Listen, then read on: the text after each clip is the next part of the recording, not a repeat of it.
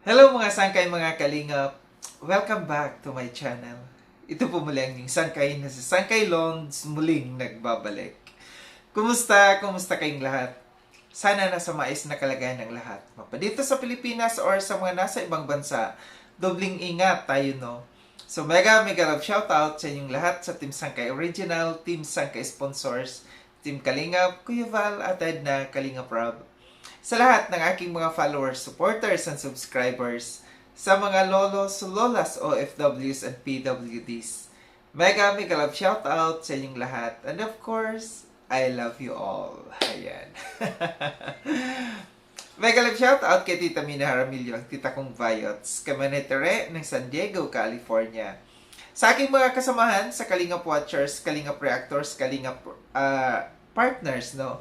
And sa aking sa mga grupo ng bawat love team na sumusuporta at nagmamahal kay Sangkay, mega love shoutout. Nabubulol si Sangkay. Shoutout sa inyong lahat, no? So ngayong araw na ito mga Sangkay, gagawa ko ng reaction video. Late na ito, pero okay lang kahit late, no? Better late than never nga daw. Baka meron pa dyan, hindi pa nakakaalam. Patungkol nga dito sa sa isang love team na na-stop, no? Or natapos na ang kanilang love team dahil nga merong GF na yung leading man. So, panoorin natin tong video clips na aking papapanood sa inyo. Then after natin na mapanood, magbibigay ako ng opinion or koro-koro patungkol dito. Tara mga sangkay, mga kalinga, panoorin natin. Di na ako pwede. They are traveling, Pwedeng showing the way when Sa atin, bakit naman? Dahil ba dun sa mga nangyari? hindi. Sorry kung Hindi yung dahil doon. nakaraan naging busy ako. And kung may tampo ka man, pasensya na din. Di ayaw kong isipin mo na dahil yun dun sa mga sinabi ko. That time, nagkasabay-sabay lang lahat ng naging problema ko. And feeling ko kailangan ko din siyang i-voice out. And then, ayun, pasensya ka na. Gusto ko din mag-sorry sa'yo kung that time. Nakita ko naging emotional ka. And Naiintindihan ko naman yun kasi may problema ka din and di kita na-replyan nun. okay na naman. And simula nung sinabi mo sa akin, naintindihan ko na.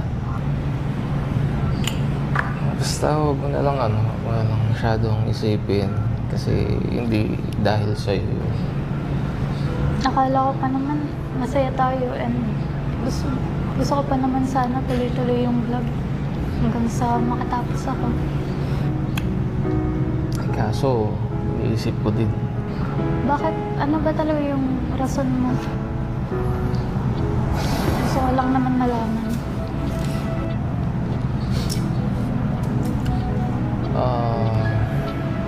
Ito kasi yun, Eden. Ay, hindi ko kasi alam kung mag-benefit pa to in the long run. And since sa personal life ko ay mayroon na akong makilala. Nagkaroon na din ako ng girlfriend. Ay, nakakasad, no? Yun mga sakay, mga kalingap, at tinapanood na yung video clips na aking pinanood sa inyo. Alam ko na maraming nalungkot, no, na mga fans, no, ng Pongden, no. Kahit itong portion na ito, tinamaan ako at nalungkot ako dito. May kurot sa puso, no, yung portion na ito na ipinapanood ko sa inyo. Yung sinabi dito ni Eden, sabi niya, akala ko ba tuloy-tuloy yung pagva-vlog hanggat sa makatapos siya, no? Medyo may meaning yon kasi parang ang dating dito nawala ng pag-asa si Eden, na akala niya pag natapos na yung love team nila, yung teleserye nila, wala na, hindi na siya patuloy pa ng pag-aaral. Pero nandiyan dyan yung Kalingap, no? Inassure ito dito ni Kalingap Rob, no, na natuloy-tuloy pa rin yung suporta sa kay Eden, And alam ko na may mga sponsors diyan na magpapatuloy na susuporta dito sa kay Eden kahit wala na yung love team nila, no? Alam ko na maraming nalungkot, na tinamaan lang talaga ako dito. Ang ganda ng eksena, no? Ang ganda ng eksena, tapos yung background music na sumasabay sa pagka-touch ng puso natin. Pero wala tayong magagawa, no? Sabi nga ng karamihan, walang forever. And saludo ako dito sa kay sa kay Pong, kasi naging totoo siya. Naging totoo. Kita ko yung pagiging totoong tao dito ni Pong, no? Kasi hindi na ito bago dito sa Kalingap. Alam natin na nangyari na ito nung nakaraan, no? Nung nakaraang love team na yung Danjoy, no? At saka dito. Kung ikukumpara natin yung dalawang ito, malaki ang pagkakaiba. Siguro, may mga leksyon na natutunan si Kalingap Rob, no? Patungkol dito sa Danjoy at saka dito sa Pong Den na ito. Kasi naging maingay, no? Naging maingay yung Danjoy. Ito naman tong inagapan, itong Pong Den na ito. Nagpakatotoo dito, no? Si Pong naging makatotohanan dito kasi marami siyang i-consider dito. Andiyan dyan yung mga fans, yung mga manunood. Nagpakatotoo siya kay Eden. Nagpakatotoo sa mga sponsors, sa lahat, no? Inilabas niya yung katotohanan para walang hindi maging unfair sa lahat. Unang-una sa kanyang girlfriend, no? Ito yung tama, no? Na hindi yung paasahin yung mga tao. Wala kayong mga paasahin, yung pagsisinungaling, no? Naiwasan yung pagsisinungaling dito sa mga tao, na paasahin yung mga tao, na sa kabila sa likod ng camera, may taong magsiselos yung girlfriend, no? Naging honest siya dito sa mararamdaman na feelings ng kanyang girlfriend, no? Ang ganda, no? Humanga ako dito. Sa kay Eden, no? Humanga din ako dito sa pagtanggap niya dito, no? Ang naging worry lang siguro dito ni Eden, paano na ako? Yun yung tanong niya. Paano na ba ako? Paano na yung pag-aaral ko kung matapos na ito? Kasi, which is alam ko, no, alam naman na love team lang sila. Hindi makatotohanan. Yun lang yung nakita kong dito, yung pag-aalala ni Wala siyang pakialam doon na paano na yung love team. Ang sa kanya, paano na yung aking pag-aaral, yung magiging kinabukasan ko dito. No?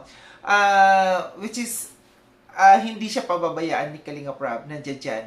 So, malay natin, no, makahanap ng totoo na magiging hindi lang love team, no? Hindi lang ang mangyayari dito sa kay Eden. Pero kasi bata pa sa Eden, no? Para sa kay Eden, focus ka na lang, no? Focus ka sa iyong pag-aaral, focus ka sa kung ano man ibinibigay sa iyo ng Kalingap. I-embrace mo lahat 'yan, no? Huwag magmadali kung mag-boyfriend, or kahit wala kang love team dito sa loob ng Kalingap, still secure ka kasi nandito ka sa Kalingap. May mga taong tutulong sa iyo, may mga taong magmamahal sa iyo na para matupad yung pangarap no, na matuloy yung iyong pag-aaral. Well, sa kay Pong, no, good luck, no. Pinahanga mo ako sa pagiging, yan yung totoong lalaki, no. Pinakita yung pagiging totoong lalaki, pagiging totoo, no. Naging matapang siya na harapin, sabihin sa mga tao, no, na siya meron ng girlfriend, no. And mahirap kasi yung meron kang mahal, meron kang totoong minamahal na hindi mo na i-voice out, hindi mo na ipagmamalaki, no, na meron akong totoong minamahal. Parang naranasan ni Sangkay ganyan. Hello Sangkay, meron ka na bang naranasan na ganyan na hindi mo na i-voice out na yung minamahal mo, hindi mo na ipakilala? Parang ganun. Well, Ulitin ko. Eden, nandiyan dyan ka lang, secure ka sa Kalingap. Huwag kang mag-alala. Tuloy ang iyong pag-aaral. Para dito naman kay Pong. Saludo ako. Pinakita mo yung pagiging matapang mo, pagiging totoong lalaki mo, no? Na wala kang mga taong pinaasa, no? Wala kang mga taong pinaasa na umaasa na magiging kayo ni Eden, no?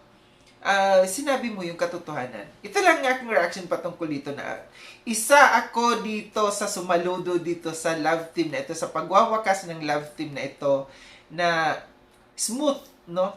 Na very smooth yung pag-exit nila dito sa sa love team ng Kalingap na ito. Muli, maraming salamat mga sangkay mo sa panonood. Sa mga hindi pa nakapag-subscribe kay Sangkay Lond, subscribe nyo na po ako.